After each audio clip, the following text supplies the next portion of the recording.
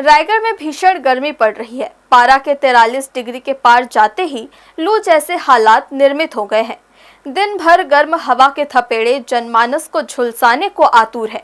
ऐसे समय में जब सबसे ज्यादा लू लगने की संभावना रहती है, जिला अस्पताल में लू के मरीजों के लिए अलग से वार्ड बनाया गया है और दूसरे वार्डों में भी मरीजों को गर्मी से बचाने कूलर लगाने के दावे किए जा रहे हैं।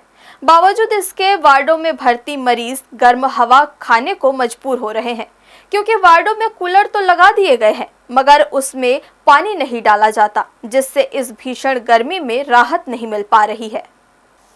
आसमान से आग बरस रहा है और पूरा अंचल झुलसने लगा है। अप्रैल महीने में ही तापमान का पारा 42 डिग्री को पार करने लगा है और भीषण गर्मी का प्रकोप शुरू हो गया है। दिन भर लू चल रहा है और लोग बेहाल हो रहे हैं। हालांकि इस साल अप्रैल महीने में ही लू के हालात निर्मित होने का पहले से ही अंदेशा जाहिर किया गया था, जिसके लिए स्वास्थ्य विभाग की ओर से भी लू से बचाव के लिए एडवाइजरी जारी कर दिया गया और सभी सरकारी अस्पतालों में मरीजों को गर्मी से राहत दिलाने, माकूल इंतजाम करने और लू के मरीजों के इलाज के लिए अलग से वार्ड बनाने के निर्देश दिए गए थे। जिला अस्पताल में लू के मरीजों के लिए अलग से वार्ड तो बना दिया गया है। दूसरे वार्डों में भी गर्मी से बचने के लिए कूलर की व्यवस्था कर दी गई है। बावजूद इसके इस भीषण गर्मी में अस्पताल में भर्ती मरीज गर्म हवा के थपेड़े खाने को मजबूर हैं, क्योंकि अस्पताल के वार्डों में कूलर तो लगा दिया गया है मगर उसमें कभी पानी नहीं डाला जाता, जिसके चलते कूलर गर्म हवा फेंक रहे हैं और वार्ड उबल रहा है। पूरे जिला अस्पताल परिसर में गर्मी और लू को देखते हुए 5 वाटर कूलर उनको चालू किया गया है। चारों फंक्शनल स्थिति में है और सभी से ठंडा पानी मरीजों को मिल रहा है। सेकेंड थिंग, सभी जो कूलर है एसी है, सभी का रिपेयरिंग का कार्य हो चुका है। तो अभी जितने भी एसी और कूलर हैं सभी जगह चालू हो चुके हैं।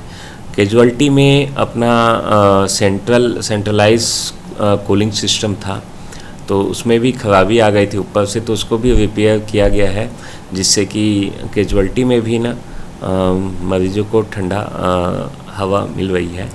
और 1-2 जगह जहां लैब और पैथोलॉजी में जहां एसी की डिमांड अभी आई है ब्लड बैंक में, वहां 1-2 दिन के अंदर एसी लग जाएगा, जिससे कि जो भी ब्लड बैंक के लिए आवश्यक टेम्परेचर की आवश्यकता होती है वो मेंटेन किया जा सकते। और मरीज तथा उनके आगंतुक के लिए 3 जगह पे हमने ORS सॉल्यूशन भी लगा के रखा है, जिससे कि गर्मी में जिसको भी लू हो तो उसको ORS की सुविधा मिलेगी। यहाँ मैं अपने पेशेंट को लेकर आया हूँ, मेरी ज्योति को लेकर आया हूँ। उसका थोड़ा सा हेल्थ का इशू था।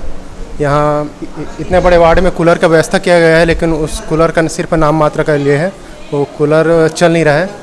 और भी अनेक यहाँ मतलब परेशानी आ रही है, जो यहाँ के मरीजों को दिक्कत हो रहा है। हाँ, गर्मी भी, उमस भी है और थोड़ा सा भीड़ भी लग रहा है अंदर में। थोड़ा सा जाहिर सी बात है, अभी गर्मी चल रहा है तो कूलर की व्यवस्था होना चाहिए।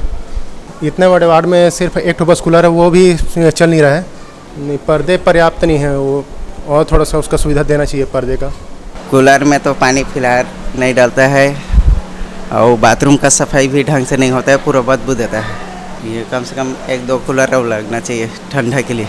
खिड़की पूरा लगा है लेकिन पर्दा लोग ढंग से भी नहीं है। गर्मी हो जाते है, थोड़ा घुटन से भी हो जाता है अचानक से। इसमें कोई दो मत नहीं है कि जिला अस्पताल प्रबंधन की ओर से गर्मी से मरीजों को राहत दिलाने के लिए काफी अच्छे इंतजाम किए गए हैं, मगर अफसोस की बात यह है कि उसकी सही तरीके से मॉनिटरिंग नहीं हो पा रही है, जिसके कारण संसाधन मौजूद होने के बाद भी मरीजों को उसका लाभ नहीं मिल पा रहा है और भीषण गर्मी के दिनों में अस्पताल के अंदर भी उन्हें लू का एहसास हो रहा है। हर्ष न्यूज के लिए राहुल अधिकारी की रिपोर्ट।